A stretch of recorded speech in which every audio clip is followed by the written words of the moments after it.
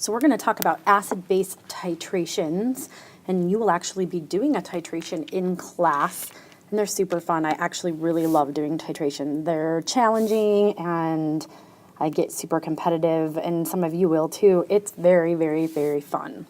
All right, so first we're going to talk about what a titration is and how you do a titration, and then how you would do calculations involving titrations. So let's talk about what a titration actually is. So to define a titration, it's a procedure. So you do it in a lab where you are trying to determine the concentration of an acid or a base whose concentration you don't know. And you are doing it by adding another acid or base to it to neutralize it. And you know the concentration of the acid or base that you're adding to it. So defining a titration and doing a titration are two totally different things. So I'm going to kind of walk you through how to do a titration and what some of the parts are. All right, so the best way to explain this is to actually just explain it and with pictures how you would go about doing this. So let's say you have a sample of hydrochloric acid. You have 25 milliliters of it, and you don't know its concentration, and you would like to know its concentration. So you're going to add sodium hydroxide, and you know the concentration of your sodium hydroxide. Otherwise, this isn't going to work. And it's a 1 molar solution of sodium hydroxide to your hydrochloric acid to determine its concentration. So essentially what you're doing is you're going to add sodium hydroxide to your hydrochloric acid until it's neutralized. So we're going to need an equation. So the equation for the reaction, this is the balanced equation for your reaction. You're adding sodium hydroxide to your hydrochloric acid in a 1-to-1 ratio, and it's going to produce sodium chloride and water. And of course, if you add enough sodium hydroxide to your hydrochloric acid to just neutralize it, then you should end up with nothing but sodium chloride and water in your solution, so a neutral solution. So to do a titration, you've got to have this fun little setup that I have right here. So in our burette, so this little thing right here, this little piece of glassware is called a burette. And in this particular example, in the burette, you are going to place your 1.0 molar NaOH. And you're going to fill it up to a known concentration. So you're going to know how much you're starting with right off the bat so that you can tell how much you've added once you start adding it. And then, of course, down here in the flask is going to be the thing you're titrating. So that's your hydrochloric acid in this case. And you know that you have 25 milliliters of it. So we filled it up to a 25 milliliter mark. And we don't know its concentration. So that's what we're trying to figure out, is what is its molarity. So the problem here is that sodium hydroxide and hydrochloric acid, when you look at them, they look exactly the same. They look like water. And you're trying to get to equivalence, right? You're trying to add enough sodium hydroxide to just neutralize the hydrochloric acid that you have. So what you're trying to do is you're trying to get to a pH of around 7, because that's what neutral is. And the only way you're going to know if you're at a pH of 7 is if you, well, there's two ways. You can keep testing the pH. So if you have like pH paper or a pH probe, you can just sit there and, you know, every time you add a tiny increment of sodium hydroxide, you can test the pH that way until you see that it's at 7. But it's much easier to use something called an indicator. An indicator is a chemical substance that will change colors when its pH changes. So we can add to our acid an indicator. And that indicator is going to change colors as the pH changes. And as long as you know what color it will be when the pH has reached 7, then you can monitor your titration that way. So you can tell when you've reached a pH of 7. There's a whole bunch of different chemical indicators that you could use for acid-base titrations. Three really common ones. Litmus, we've already talked about litmus, and we know that when something is an acid, litmus is red, and when it's a base, it's blue. So when it's neutral, it would be purple. So you could actually use litmus and watch when it changes to purple, you'll know that you are at a pH of 7. There's one called methyl orange. Methyl orange is a little bit tricky because it changes color slightly below a pH of 7 to yellow, but you know that if it's red, it's still an acid, and then once it reaches yellow, that you're somewhere around a pH of 7. And then another one, the most common one that you'll see used, at least in high school labs, phenothalene. Phenothalene is bright pink when the substance is a base, and it's colorless when the substance is acidic. And right at around a pH of 7, it actually turns this really light pink. So here's just a visual of what phenothalene would do. So if we were doing this titration where we have our acid, right, our hydrochloric acid in our flask, and you put phenothalene in there, phenothalene's a clear liquid, it's colorless, and in a pH of less than 7, it's going to remain colorless. And then let's say we started adding our base to our acid to neutralize it. Once we get to neutral, where the pH is approximately 7, you'll see you get this very faint pink color for your phenothalene. And then once you're way past, so you've actually gone past a pH of 7, so greater than a pH of 7, that phenothalene will turn bright pink, and then you know that your solution is completely basic. So to do an actual titration, once you've got this whole little system set up, so you've added your, in this case, acid sample, which we know its volume anyway, but we don't know its concentration, and your indicator to the flask, and then you're going to fill this burette with your, in this case, it's your base of known concentration.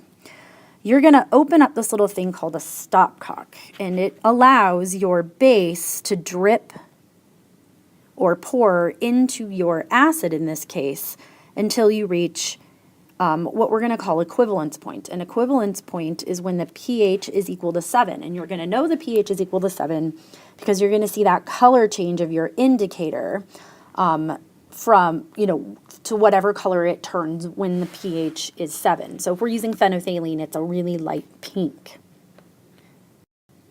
Now, you want to keep track of the amount of, in this case, sodium hydroxide that you added to get to equivalence point, because you're going to need that number to do some calculations. So you're going to then do a little stoichiometry. You're going to use that volume that you kept track of that sodium hydroxide and its concentration, which you knew was 1.0 molar, and of course the balanced chemical equation from up here, to do a little stoichiometry to figure out your hydrochloric acid's concentration. All right, so so let's say you did the titration, it took 10 milliliters of your 1.0 molar sodium hydroxide to neutralize your 25 milliliters of hydrochloric acid. By neutralize, I mean it got you to its end point where your indicator changed color to whatever color it's going to be at a pH of 7. Now you want to use all this information to get your concentration of your hydrochloric acid. So the first thing you're going to do is you're going to figure out how many moles of sodium hydroxide you actually added to the flask. And you're going to do that using the equation for molarity. So remember, molarity is moles over liter. And we know the molarity of our sodium hydroxide was 1.0 molar. And we knew that we added 10 milliliters. So that's 0.010 liters of sodium hydroxide that we added. And so how many moles of sodium hydroxide did we actually add? So if we solve for X moles of sodium hydroxide, that's 0.010 moles of sodium hydroxide added. So that's how much sodium hydroxide it took to neutralize whatever acid was in there. So from that, we can actually use our balanced equation to determine how many moles of hydrochloric acid were in our sample. So we know that it took 0.010 moles of sodium hydroxide to neutralize our hydrochloric acid. And according to our equation, it's 1 mole of hydrochloric acid to 1 mole of sodium hydroxide. So we're just going to use a little quick stoichiometry to determine how many moles of hydrochloric acid were neutralized. And it turns out it's the same number, 0.010 moles of hydrochloric acid, only because everything was at a 1-to-1 ratio in our equation. And the last thing that you can do is you can actually determine now the concentration of your hydrochloric acid in your original 25 milliliter sample, because again, the molarity of your hydrochloric acid, so a molarity of your hydrochloric acid is going to be your moles of hydrochloric acid divided by the liters of hydrochloric acid, and you know both of those things. You know that there's 0.010 moles of HCl in that 25 milliliter sample, and you know the volume is 0.025 liters, because that's 25 milliliters expressed as liters. And if you do the math, you get 0.4 molar. So that is your final answer. That's what you were trying to determine in the first place, is the concentration of that 25 milliliters of hydrochloric acid. And you did that by titrating it. So this is your final answer. That's the concentration of that acid.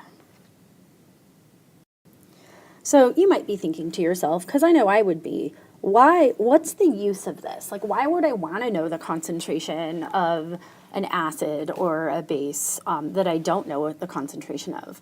Well, it's if you're an analytical chemist for, say, a wastewater plant, or an analytical chemist for, you're trying to make, I don't know, wine, and you want to know the alcohol content of that wine, or you want to know the concentration of acid in an acid rain in a certain part of the country, because you want to know how much acid's in that rain so you can calculate, erosion rates and things like that. Or you're a pharmacist and you want to know how much or what the concentration is of a certain chemical or drug in a pharmaceutical. You would do that using titration. So titration is a very, very useful procedure for figuring out the concentrations of unknown things, particularly acids and bases, just in the world. So one thing I didn't show you that you should probably see is a graph of the procedure that you just did, this titration, right? So you actually did the titration. You started with a certain amount of acid in your flask, right? And you started adding base to it, so sodium hydroxide. So as you start adding base, you're going to start changing the pH slightly because your acid and your base are reacting, and, the pH is going to slightly go up. And then at some point, you're going to reach a pH of 7. Remember, that's our equivalence point. And the volume of base that you added to get to that equivalence point is the volume that you're going to use for your stoichiometry problem. And then if you keep adding base, once you're past your equivalence point, then you're going to start getting a higher pH because you've used up all the acid. And now, of course, you're just adding a bunch of extra base, and so your pH is going to go up. So this graph right here is sort of a graph of that whole process. So I'm going to do another example of how to calculate the concentration of something that you're titrating. But it's a different example, and so I want you to kind of follow along. I'm going to do the math on this. So what we're trying to determine here is the concentration of a calcium hydroxide solution. We know it's volume, so I'm just going to go ahead and write down that we know it's volume, but we don't know its concentration. And it required 25 milliliters of a 0.5 molar hydrochloric acid sample to titrate it. So we know the volume and we know the molarity of our acid. So in this case, we're doing a titration in the reverse direction, which means that in our flask, we have a base this time instead of the acid, and then we're titrating it with the acid. And we know the concentration of the acid. So here's the balanced reaction for what's taking place. So 1 calcium hydroxide, or 1 mole of calcium hydroxide for every 2 moles of hydrochloric acid to make calcium chloride salt and 2 water molecules. All right, so the first thing that we're going to do is we're going to, because we know how much hydrochloric acid it took to neutralize our base, we're going to figure out how many moles of hydrochloric acid we actually added. So we've got a 0.5 molar solution, and we added 25 milliliters, which is 0.025 liters, so we need to figure out how many moles of hydrochloric acid were added. So it turns out when you solve for X moles of hydrochloric acid, it's 0.0125 moles that you poured into your base to neutralize it. So we're going to use that number, the amount of hydrochloric acid, the moles of hydrochloric acid that we added to neutralize our base, and our balanced equation to determine the moles of calcium hydroxide that were neutralized. So it's a 1 mole of calcium hydroxide to 2 moles of hydrochloric acid ratio. So we're going to end up with 0.00625 moles of calcium hydroxide that were neutralized. So now we can determine the concentration of our calcium hydroxide because we know that there are 0.00625 moles of it, and according to the, and we had originally a 0.054 liters, 54 milliliters of it, and that gives us 0.12 molar. So there's your final answer. So your calcium hydroxide was a 0.12 molar solution of calcium hydroxide.